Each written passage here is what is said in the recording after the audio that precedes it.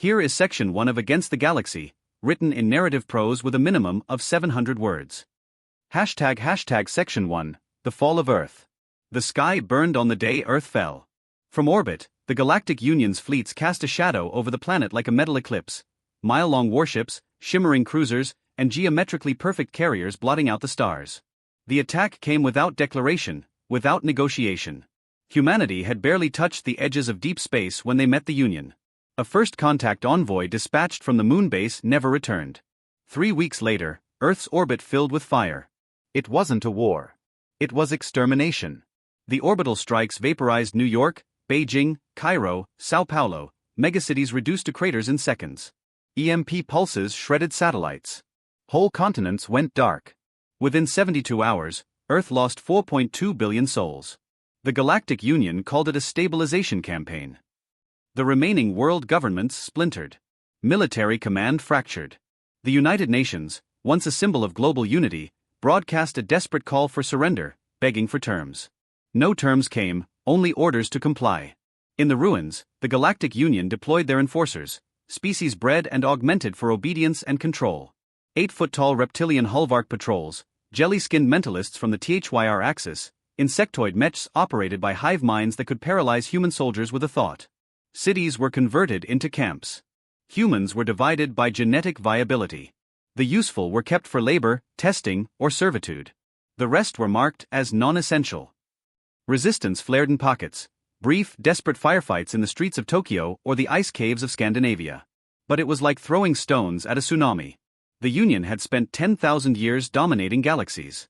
Humanity hadn't left its solar system. And yet, in the ashes, something endured.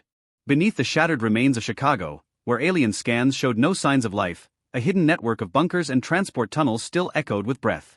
The old railways had become the veins of a new resistance. And in one of the deepest caverns, lit by flickering lights and humming consoles patched together from stolen alien tech, a voice spoke through static. "This is Commander Lien Kova. If you're hearing this, Earth still breathes.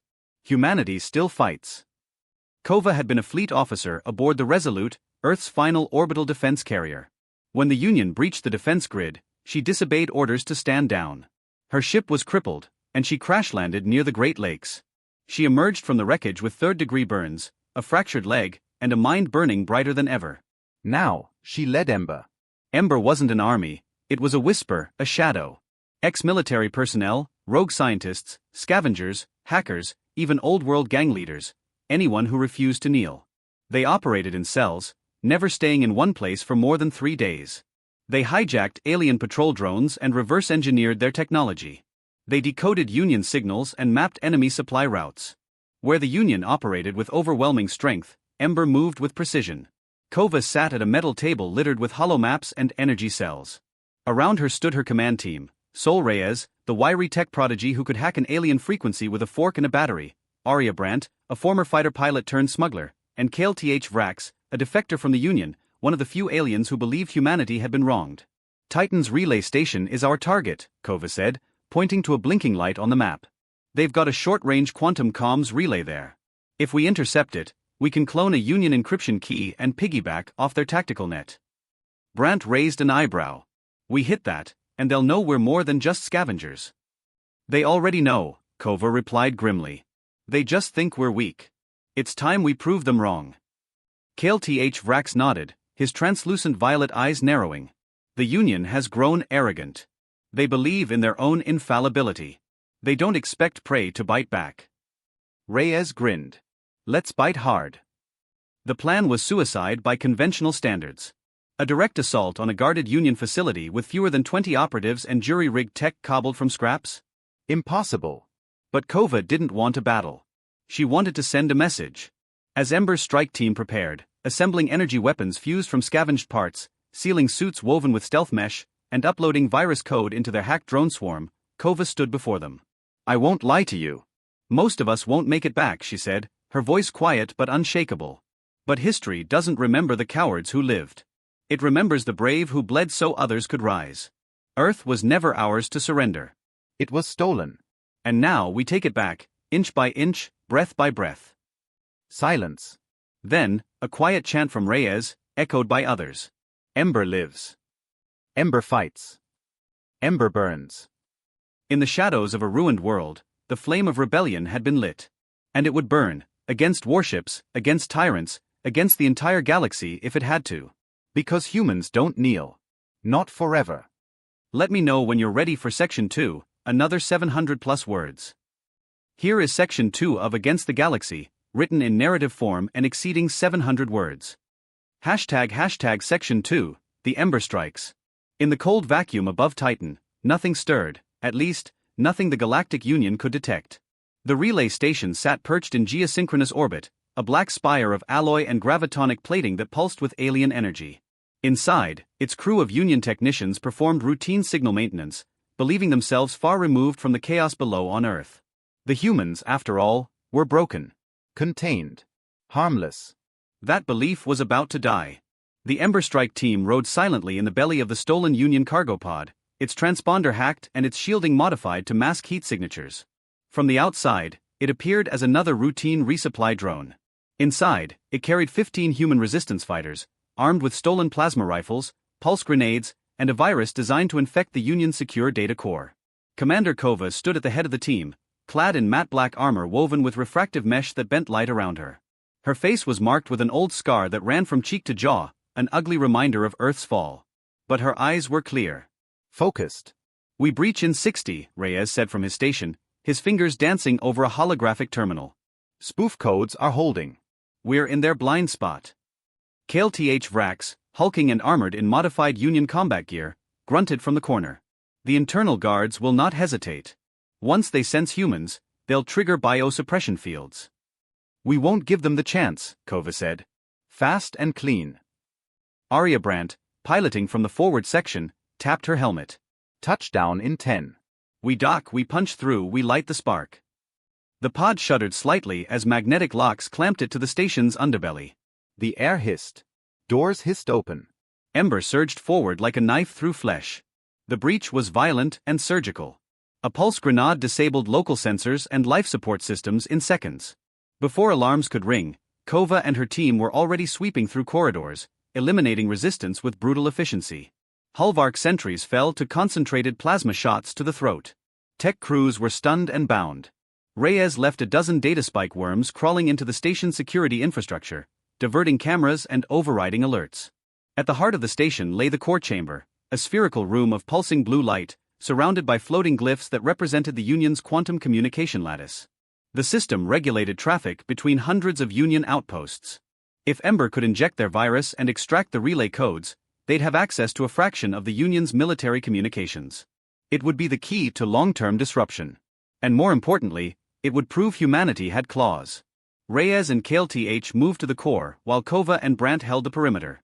Then everything went wrong. An internal drone, previously believed deactivated, reawakened and let out a shriek of warning in the ultrasonic spectrum. Instantly, automated defenses came online. Turrets unfolded from the ceiling, and a containment field shimmered around the data core. "Companies here," Brandt shouted, taking cover behind a bulkhead as plasma fire erupted. KLTH stepped forward, absorbing 2 shots to his armor and returning fire with a cannon that liquefied one of the drone operators. "The virus is nearly in. Cover Reyes." Kova barked, emptying a magazine into an advancing bipedal mech. Sparks flew, and the thing collapsed. Reyes grit his teeth, fingers flying. "I need 20 more seconds." "You've got 10. Kova snapped, dodging incoming fire and tossing a shock charge that disabled a ceiling turret. The room became a storm of noise, screaming sirens, weapon fire, shouted orders. Then, silence. A green flash from the core indicated successful data extraction. Reyes whooped. "Got it." Comms relay key, structural schematics, and priority fleet movements in this sector. "Pull out," Kova ordered. The team fell back through the station, planting thermal charges behind them. Each explosion echoed through the structure like thunder in space. Just before exiting, Reyes uploaded a final payload, a digital ghost set to scramble any backup systems and corrupt archives. Back aboard the stealth pod, Brandt powered up the engines. Detonation in 30. "Buckle up." As they detached and slipped into the void, the station behind them blossomed with blue fire. A superheated shockwave rippled outwards, briefly illuminating Titan's pale atmosphere. For the first time since Earth's fall, the Union lost a functional military installation to human hands. Kova stared at the explosion through the viewport, her expression unreadable. They'll call this terrorism.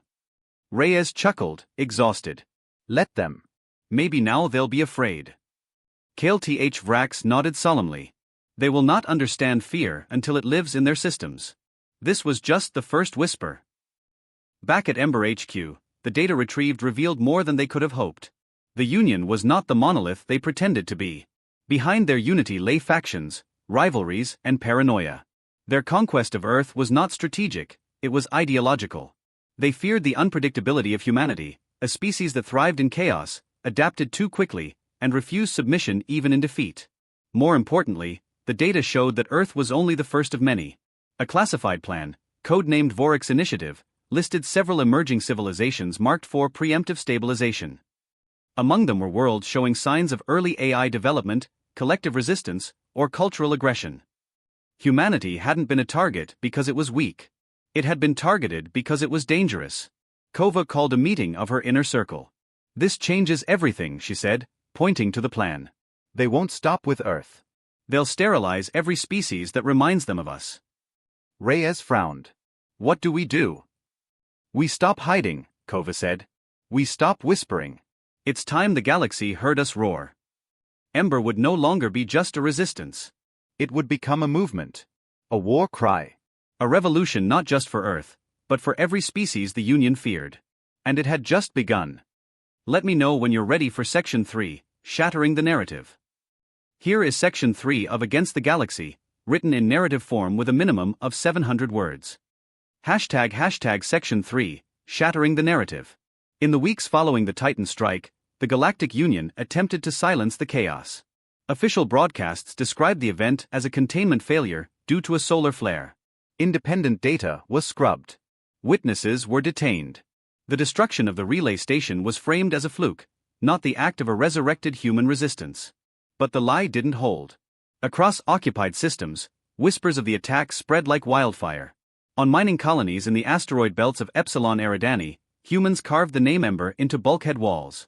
In prison camps on Europa, guards found resistance slogans etched into food rations.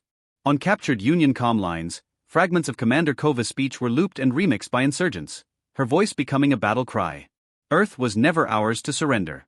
It was stolen. And now we take it back. For the Galactic Union, this was more than a military threat. It was a narrative problem. The Union had always presented itself as the shepherd of peace, a benevolent force guiding lesser species toward order. Earth's conquest had been advertised as a mercy. Humanity, they claimed, had been too volatile, too primitive to join the galactic family. Their erasure was rebranded as protection. But now? Now the galaxy was seeing a different version of the truth. Commander Kova wasn't a war criminal. She was a symbol. Earth wasn't lost, it was fighting back. And the Union's mask of control was beginning to crack. Kova knew this was the moment to escalate, not through violence alone, but through information. Our next target isn't a station, she said, standing before her team inside the belly of Vengeance, their captured Union warship. It's Aaron Prime. Silence filled the room. Aaron Prime was not a military world. It was the Union's ideological heart, a planet covered in libraries, neural databases, media centers, and educational AI. It controlled the stories the Union told about itself. And it had rewritten Earth's fall into a parable of progress. That's suicide, Brandt muttered. No, Kova replied. It's evolution. They tried to erase us by rewriting history. So we'll erase their lies the same way, by broadcasting truth. The mission was code-named Project Lookingglass. Over the next 3 months, Ember cells worked in concert across dozens of systems. Infiltrators embedded themselves on Aaron Prime. Hackers created backdoors into Union comm relays. Black market smugglers moved modified drones and drop pods through quarantine zones. Kale-Th Vrax worked tirelessly to identify sympathetic insiders, disillusioned Union citizens, silenced researchers, even alien students who questioned the Union's doctrine. With their help, Ember assembled a plan more dangerous than any before. They would hijack the Galactic Assembly broadcast, the most watched event in the Union's calendar, viewed simultaneously by trillions across the galaxy. During this annual address, the Union's High Chancellor would deliver their message of unity, progress, and peace. Ember would interrupt it. On the night of the broadcast, the infiltration team moved in silence through the underlayers of Aaron Prime's broadcast spire. Reyes and 2 engineers spliced into the neural comm nodes while Vrax kept their alien guards misdirected with falsified security clearances. Meanwhile, orbiting the planet in stealth mode, Vengeance maintained uplink control, ready to flood the broadcast with a curated stream of raw, undeniable truth. 30 seconds before the Chancellor took the stage, Kova's face appeared across the galaxy. She stood not in shadow, but in full light, clad in matte black armor with a burning ember symbol on her chest. Her voice rang through every home, ship, and settlement tuned to the assembly feed. My name is Commander Lien Kova. I speak not for a government, but for a people denied their voice. Behind her, holograms flickered to life, uncensored footage of the Union's orbital bombardment of Earth, the screams of children taken into research labs, the twisted laughter of alien captors mocking their human subjects. This is what they did to us. This is what they are still doing, to others. Images changed to show the Vorix Initiative, highlighting other worlds on the Union's kill list: the insectoid world of Draxel 4, the aquatic philosophers of Nalu 7, the cybernetic thinkers of Omnis Prime. All marked for preemptive stabilization. They fear change, Kova continued. They fear ideas they can't control. But the galaxy doesn't belong to tyrants in council chambers. It belongs to those who fight for it. Then came the final image, a banner painted across the side of a war-torn Union outpost on Ganymede. Ember lives. The feed cut abruptly as Union techs fought to restore control, but it was too late. The message had already spread. Within hours, riots broke out in multiple systems. On Vela 9, miners refused to load Union freighters. On the trade world of Vertalos, scholars demanded a re-examination of the Earth archives. On Cindermere, the local militia defected entirely and declared independence. For the first time in millennia, the Union feared ideas more than weapons. But Ember paid a heavy price. Kale Th Vrax was captured during the retreat and broadcast as a traitor. Arya Brandt, piloting the extraction shuttle, took a direct hit from a patrol ship and crash-landed in the swamps of Aaron Prime. Kova tried to reach her, but the signal was lost. Later that night, Kova stood on the deck of Vengeance, her team gathered in silence. The stars above looked unchanged, but the galaxy had shifted. She knew the risk, Reyes said quietly. She gave us this moment, Kova replied. And we will not waste it. She turned to the rest of her crew. They wanted the galaxy to forget us. Now they'll never be able to. Ember had become more than resistance. It was rebellion. It was memory reclaimed. It was the truth that fire could burn brighter in darkness. Let me know when you're ready for Section 4, Humanity Ascendant. Here is Section 4 of Against the Galaxy, written in narrative form with over 700 words. ## Section 4, Humanity Ascendant. 3 years after the Titan raid, the galaxy had changed beyond recognition. What had begun as whispers in the dark was now a wildfire that scorched every corner of the Galactic Union. Entire sectors were no longer under central control. Rebellions surged in systems that had been docile for centuries. Old client races, the ones the Union had long ago uplifted into dependency, began asking questions, organizing resistance, and rejecting their role in the status quo. At the center of it all stood the name they once tried to erase. Humanity. Ember had transformed into something far larger. What started as a resistance cell in the ruins of Earth was now the Terran Reclamation Fleet, a coalition of rebel ships, defected Union warcraft, and scavenged armadas from a dozen sympathetic species. Its banners no longer bore the Earth flag, but a new symbol, a burning ember in a field of stars. Commander Lien Kova, now Admiral Kova, stood aboard the Bridge of Vengeance, the once stolen Union warship now upgraded, reinforced, and revered like a holy artifact among the fleet. Her armor was newer, her scars deeper. Yet her voice was steady as ever. She addressed her gathered captains and commanders through a unified holographic channel. We've spent 3 years showing them the truth, she said. They saw our cities burn. Now they'll see our banner raised. Their final mission had come. The target was Vextral, the seat of the Galactic Assembly. It was a fortress world wrapped in defense grids and diplomatic illusions. From this citadel, the High Chancellor broadcast declarations of peace while authorizing extermination campaigns. From here, Earth had been condemned. Now it would be judged in return. Kova laid out the operation. The fleet would split into 3 strike groups. The Sable Wing, led by Commander Reyes, would disrupt outer orbital defenses using prototype cloaking drives and dark matter explosives. The Ash Vanguard, composed of defected Union ships, would fake a mutiny and open a path through the inner blockade. And finally, Ember Corps, led by Kova herself aboard Vengeance, would breach the planetary shield and deliver the ground team straight into the assembly hall. The goal wasn't annihilation. It was reckoning. As the fleet entered the Vextral system, the Union responded with everything they had left. Dozens of dreadnoughts emerged from warp, ships of staggering size and power, armed with weapons capable of glassing moons. The sky became fire and thunder.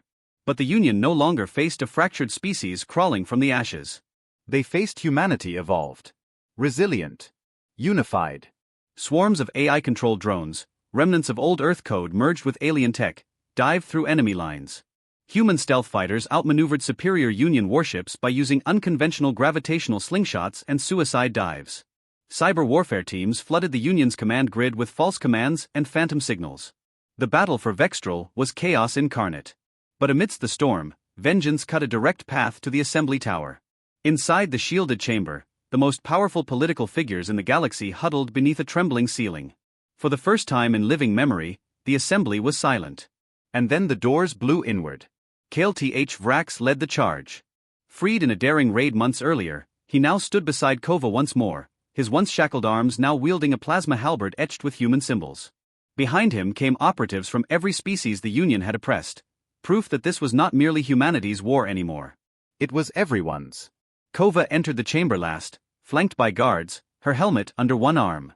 Her eyes met those of the High Chancellor, a creature of porcelain skin and polished arrogance. "I remember when you called us primitive," Kova said. "Do we still look primitive to you?" "You've started a war you can't control," the Chancellor hissed. "You've shattered order." Kova stepped closer.